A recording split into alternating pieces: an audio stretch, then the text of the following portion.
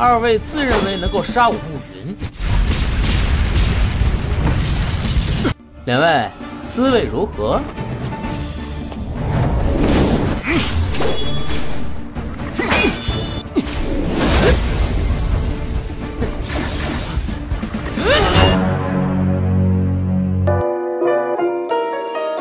？Hai guys, hai semuanya dimanapun kalian berada, Indonesia, Malaysia, Timur Leste, dan lain sebagainya yang tidak bisa Mimin sebutkan satu persatu. Selamat datang di channel Media Film, channel yang akan menarasikan sebuah film dan disajikan dalam bentuk alur cerita. Bagaimana kabar kalian hari ini? Semoga selalu sehat ya. Oke guys, kali ini kita akan meneruskan kembali serial film Supreme God Emperor, yang dimana di part sebelumnya kondisi benua Zhongzhou saat ini sangat terancam dengan pecahnya segel yang ada di jurang iblis dan Pulau Tianxi. Posisi Pulau Tianxi sendiri membuka jalan untuk menuju 3000 dunia kecil dan tempat dari Ras Tulang berada. Yu Xingmu yang menyadari betapa bahayanya peperangan ini menyuruh Mu Yun untuk memadatkan altar jiwa keempatnya agar dia bisa menyembunyikan dua kekuatan surgawi yang ada di dalam tubuhnya. Bagaimana kisahnya? Langsung saja ke alur filmnya.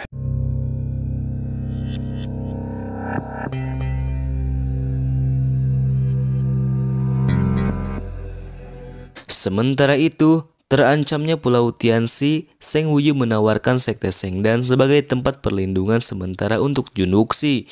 Namun setiap segel yang akan terbuka pasti ada artefak roh bumi dan langit. Dia meminta agar Jun Wuxi tak serakah dalam hal tersebut.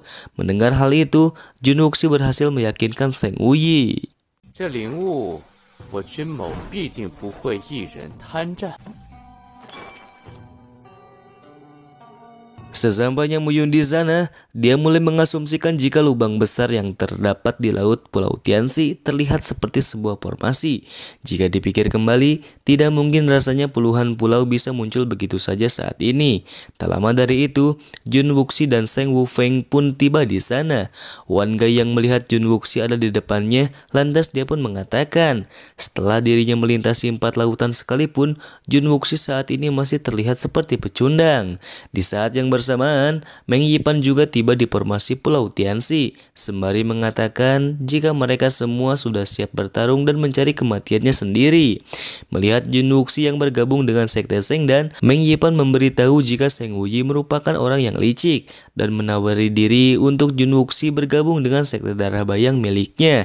Sontak saja Zheng Wufeng pun emosi mendengar ucapan dari Meng Yipan. Tak hanya itu saja, Yun Xingpen dan Qi Xinyu pun ikut hadir untuk mencari peruntungan saat pembukaan segel Pulau Tianxi akan dimulai. Xinyu yang melihat Mu Yun di sana menyarankan agar Mu Yun tak jauh-jauh darinya karena dia mencoba untuk melindungi Mu Yun dan menjamin keselamatan Mu Yun. Karena dia khawatir jika Mu Yun mati, maka Xin Ye akan marah padanya. Melihat kesempatan bagus berpihak padanya, Jun Wuxi dan Zheng Wufeng pun pergi meninggalkan Mu Yun, disusul dengan kepergian yang lainnya. 雷神谷聚仙阁的人还未到，你小心在我左右，尽量不要与我分开。各位就在这里闲聊吧，我就先下去。哼！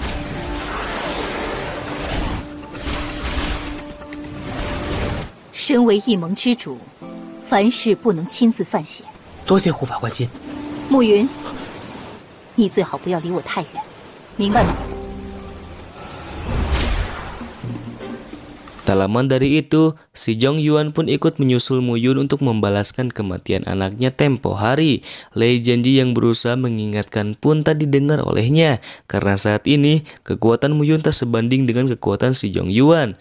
Tanpa pikir panjang, dia pun langsung melanjutkan perjalanannya. Di sisi lain, Yu Xingmu didatangi oleh tetua Lei sembari mengatakan, bukankah ini yang kau inginkan? Membuka semua segel untuk sebuah petaka yang akan terjadi pada benua Zhongzhou. Mendengar hal itu, Yu Xingmu hanya bisa membalikan perkataan dari tetua Lei. Dia pun mengatakan harusnya tetua Lei lah yang lebih mengerti, karena tujuan Yu Xingmu hanya ingin melindungi orang-orang yang dia sayangi. Daripada mereka ribut satu sama lain, Yu Xingmu meminta bantuan pada tetua Lei untuk melakukan sesuatu yang bahkan tak disebutkan olehnya. 只要他没事，我不会后悔。赵姨，你不会后悔，我只需要守护着我在乎的人。各大陆的生死与我何干？今日既然来了，就帮我一个忙吧。有些人对我们人类的东西蠢蠢欲试。 Sesampainya Muyun di sana, dirinya merasa jika saat ini ada yang sedang mengikutinya. Benar saja, tak lama dari itu serangan tiba-tiba yang dilakukan si Zhongyuan berhasil Muyun hindari. Dengan rasa dendam yang masih ada di dalam hati si Zhongyuan, membuat dirinya ingin membunuh Muyun saat ini juga. Namun sayangnya, dia tak sadar jika kekuatan Muyun sudah jauh di atasnya. Tanpa pikir panjang, pertarungan di antara mereka pun terjadi. 就是你的死期，今日必杀你！到达中州大陆，你要杀我，我可能只能……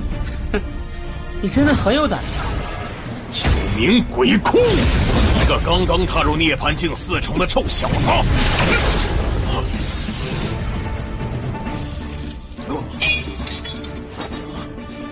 Si Zhongyuan yang sudah tak berdaya mencoba untuk membunuh Muyun dengan bola guntur yang dibuat oleh Muyun sendiri. Namun sayangnya, bola guntur yang Muyun sempurnakan dapat dikendalikan dengan baik, sehingga dia pun melemparkan kembali bola tersebut dan berhasil mengenai si Zhongyuan. Namun, saat dirinya akan kabur dari pertarungan, disitulah dia menemui kematiannya. 老东西，还想跑到哪里去啊？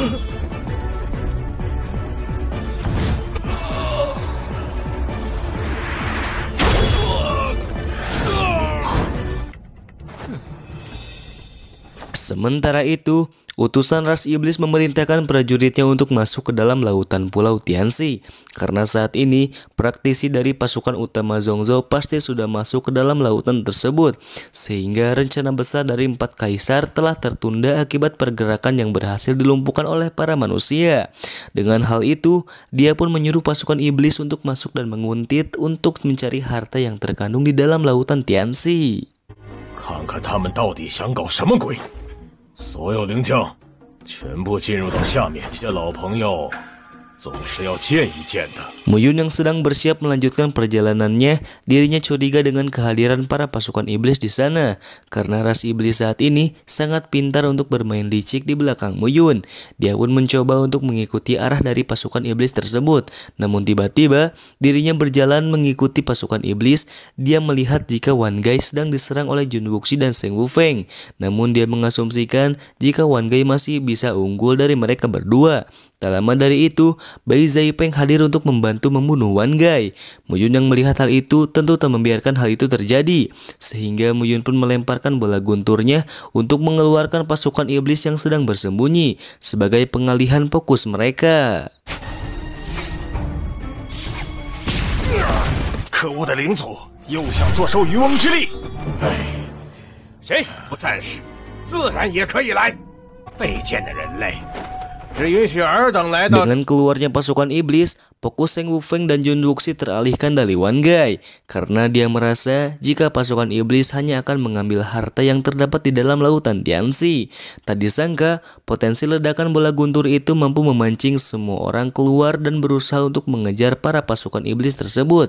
Saat Wan Gai akan mengejarnya, dirinya berhasil dihentikan oleh Muyun. Karena saat ini, Muyun membutuhkan kekuatan Wan Gai untuk melindungi Muyun dari ledakan bola guntur pemusnah yang dia gunakan sebagai sarana pembuka segel pertama menuju gerbang ras tulang. 师尊告诉我的没错的话，封印解开，解开封印，中州大陆之上啊，这里就是虎族进入到中州的通道。哦，我明白了。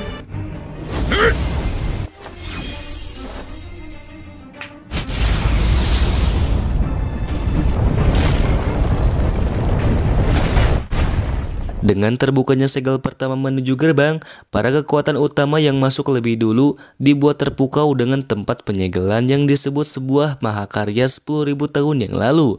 Muyun yang melihat hal itu tentu dirinya sangat senang dikarenakan apa yang Muyun buat dulu kini dirinya bisa melihat kembali mahakaryanya sendiri. Jun Wuxi yang sudah mengetahui petualangan Muyun, saat ini dirinya langsung masuk untuk menuju gerbang utama penyegelan, disusul dengan semua kekuatan utama. 我想尔等也该明白吧。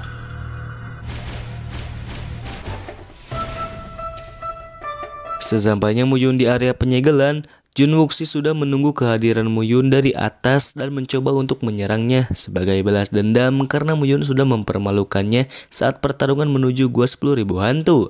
Dengan bantuan dari Seng Wufeng, Jun Wuxi sangat percaya diri jika mereka bisa membunuh Muyun saat ini. Namun Muyun tentu saja takkan tinggal diam begitu saja. Dia juga mencoba untuk memaksimalkan kekuatannya untuk membunuh Jun Wuxi dan Seng Wufeng. Scene pun diakhiri dengan pertempuran Muyun melawan Seng Wufeng dan Jun Wuxi. 两位滋味如何？还真是狼狈呀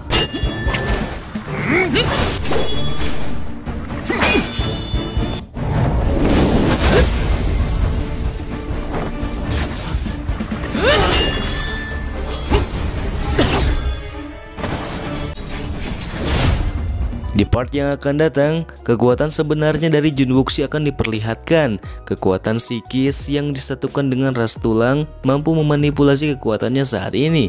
Apakah Muyun mampu untuk mengalahkan Jun Wuxi dengan tampilannya seperti itu? Bagaimana kisahnya? Kita lanjut part 76.